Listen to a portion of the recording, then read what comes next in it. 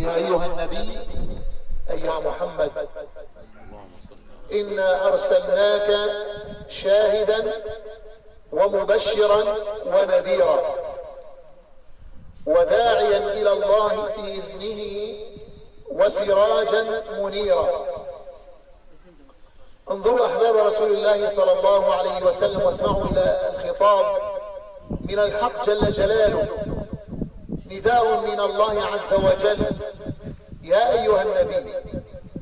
لم يقل له يا محمد ولم يقل له، إنما قال هنا يا أيها النبي أي يا محمد إنا أرسلناك شاهدا ومبشرا ونذيرا، شاهدا على جميع الأمم ومبشرا لأهل الإيمان بالجنة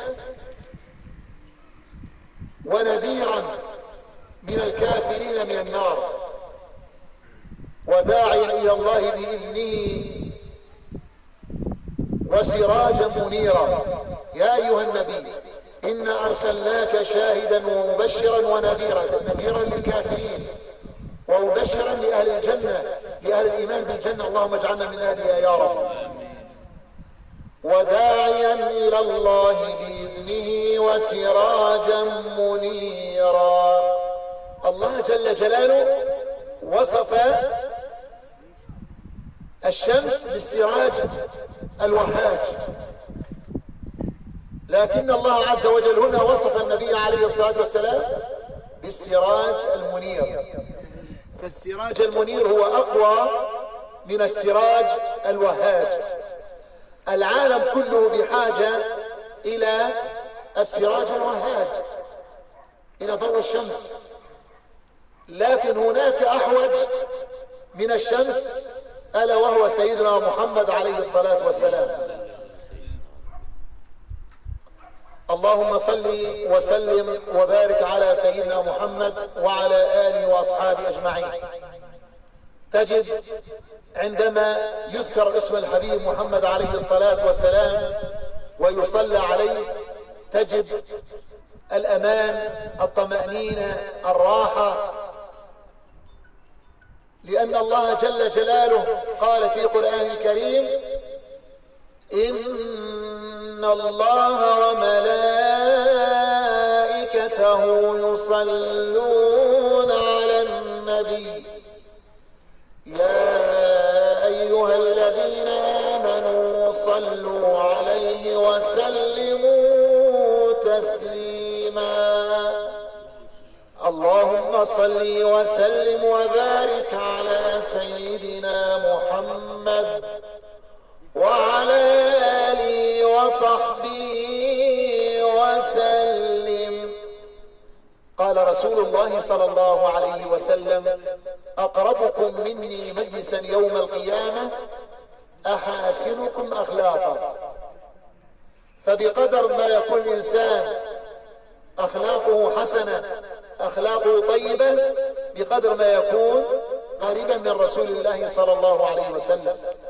لذلك سئلت السيدة عائشة أم المؤمنين رضي الله تعالى عنها عن خلق النبي عليه الصلاة والسلام، فقالت: كان خلقه القرآن العظيم.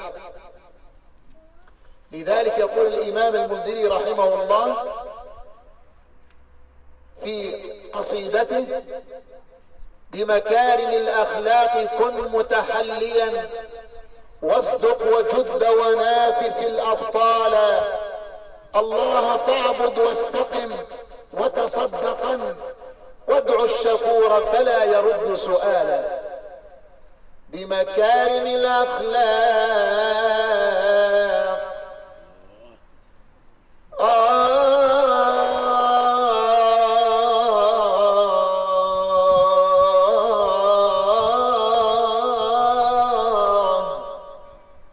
بمكارم الأخلاق كن متحليا واصدق وجد ونافس الأبطال.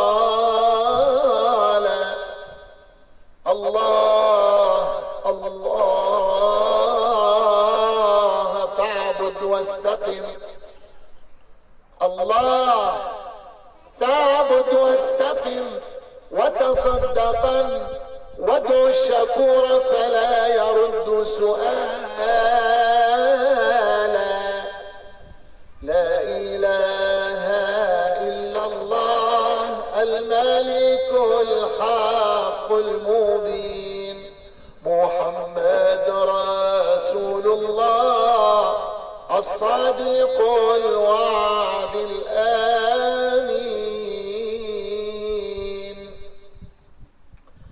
الحمد لله الذي أنار الوجود بطلعة خير البرية سيدنا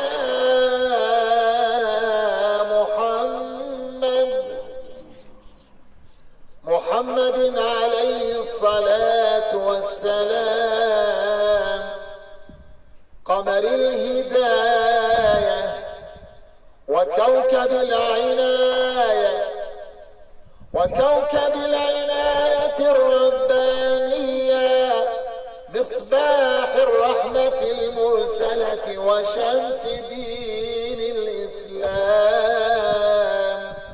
صلى الله على سيدنا محمد صلى الله عليه وسلم، من تولاه مولاه بالحفظ والحماية والرعاية السرمدية، وأعلى مقام المصطفى فوق كل مقام،